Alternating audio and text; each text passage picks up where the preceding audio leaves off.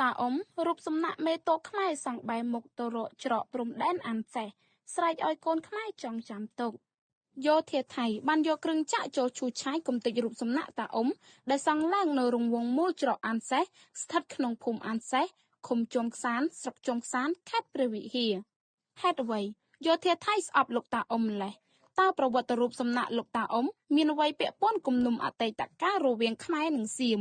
ព្រះដេចគុណសឿនសុភាបានឲ្យដឹងថាតាមប្រវត្តិរឿងព្រេងខ្មែរក្នុងសម័យអង្គរលោកតាអ៊ំគឺជាមេតបខ្មែរដ៏ខ្លាំងពូកែម្នាក់នៅសម័យសង្គ្រាមលោកបានដឹកនាំទ័ពសេះដ៏អង្អាចជាង 2000 នាក់ទៅទិសខាងជើងដើម្បីទៅបង្ក្រាបទ័ពសៀម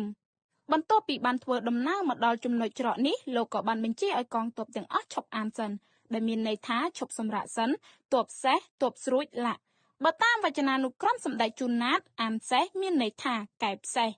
ឲ្យឈប់សម្រាកចំនួន3ថ្ងៃដើម្បីរៀបក្បួនវាយលុបទប់ទល់នឹងកងទ័ពប្រទេសសៀមទទួលបានជោគជ័យបន្ទាប់ពីនោះមកឈ្មោះនោះក៏បានតមកដល់បច្ចុប្បន្ន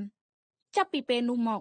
ច្រកទ្វារទីនោះបានជួបឈ្មោះមកជាច្រកទ្វារអានសេះដែលជាច្រកចេញធ្វើសឹកនឹងការឈ្លានពានពីសៀមផងជាច្រកពាណិជ្ជកម្មដ៏សំខាន់ជាមួយសៀមផង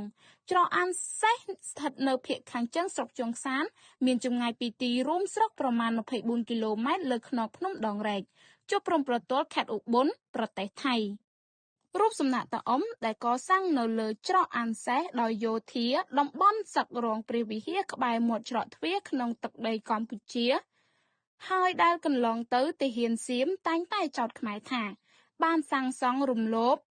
MOU ឆ្នាំ2000នោះដោយខុសកិច្ចសន្យាហេតុដូច្នេះទើបយោធាសៀម